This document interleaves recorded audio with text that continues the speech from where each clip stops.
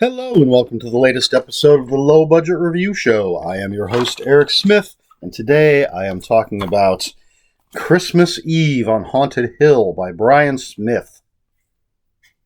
That cover's not horrible. I'm just going to read the back cover copy for you. 10 years ago on Christmas Eve, Silas Herzinger donned a Santa suit and took an axe to 15 members of his extended family. Luke Herzinger, his youngest son, was the sole survivor of the infamous Herzinger family massacre. Now, after a decade away, a despondent and suicidal Luke has come home to face his past and battle the evil that still resides in the old family home on Haunted Hill. All right, so that's your nutshell. That's nice and simple. And what we've got here is your typical, I hate to put it that way, but it's Bryan Smith. It's a well-written story with interesting characters. It is just a little slip of a book. It doesn't even have the title or anything on the spine. And I read this for Christmas. It's only 86 pages. Read it at Christmas, just getting around to reviewing it now. But it's like I said, it's a good story. It's fun. You don't have to read it at Christmas.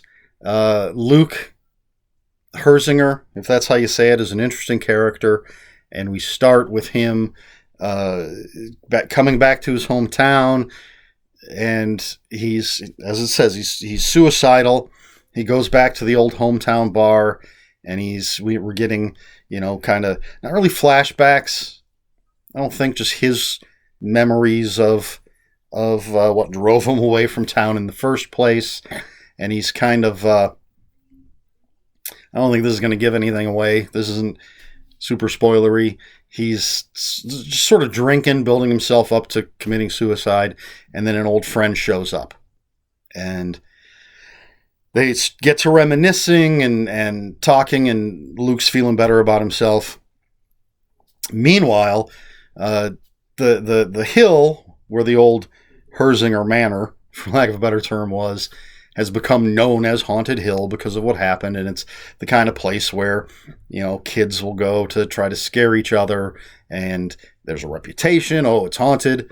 Obviously, they call it Haunted Hill. So now on this Christmas Eve, a group of teenagers have gone up there to, this mass murder was committed on Christmas Eve 10 years ago. Let's see if we can see some ghosts and stuff.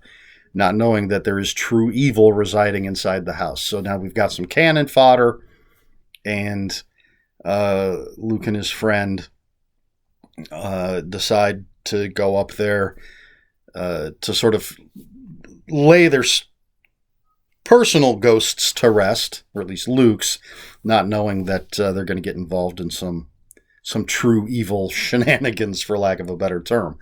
And it's like I said, it's short, it's fun, for lack of a better term. I always use that, and it's actually pretty gruesome and dark. I felt hints of Evil Dead in it, in some of the things that happen inside the house. It does get pretty spooky. Bryan Smith, I think, might be known for his gore. I don't know if I put him in the hardcore horror category. I guess, I don't know, because he does stuff that's hardcore horror, but he also does enough that isn't. Maybe he's part-time hardcore horror. I don't know. But anyway, there's the point is, this book has character. It has some graphic violence, but it also has some spooky stuff. So it's not just a gore fest. There's some spookiness to it as well. So it's again, with a novella, it's always tough to talk too much about it, because one, it's very short, so there's not a lot of story to talk about, and two, if I do talk about too much, I can give things away, which I don't want to do, because you should pick this up and read it. Christmas Eve on Haunted Hill. I have to look at the title there to make sure I get it right. By Bryan Smith. I'm a huge Bryan Smith fan. I can only think of one, maybe one or two so far. I've read a lot of Bryan Smith. There's only one or two so far that didn't absolutely, I was going to say absolutely thrill me. I mean, obviously there's going to be ups and downs. There's a couple that are down, for lack of a better term, out of all the stuff I've read. And I've got a ton that I haven't read yet. This I would put middle to top. It's in the top half. I don't know what this is doing for you, but I'd definitely put this in the top half. It's a good, quick, fun read. Again, me saying fun. So yeah, I definitely recommend it. It's been a while now since I rated it on Goodreads. I'm assuming I gave it a 4 out of 5. I really should start checking Goodreads before I do these videos so I could be more accurate. But yeah, I'm guessing I gave it a 4 out of 5 because it's a good book. I'm definitely a Bryan Smith fan. I have, again, tons of his books. One of these days, maybe I'll do a video just talking about the authors I have the most books for. And I'm guessing Bryan Smith would probably be on that list. We'll see. Is that something that would interest you? I know I keep talking about all these different things I'm going to do. I'm working on it. Anyway, that's... All right, I'm definitely rambling now. That's Christmas Eve on Haunted Hill by Bryan Smith. 4 out of 5 stars. I recommend it. Pick it up, read it, enjoy it.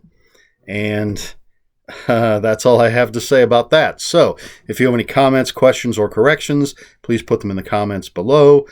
We can talk about spoilers. Just post a spoiler warning. We try to be polite here at the Low Budget Review Show. Please like, share, and subscribe. If you want to follow me on social media, my Twitter is @Ronin5757. My Instagram is EricSmith5757. That's Eric with a K, ERIKSMITH 5757.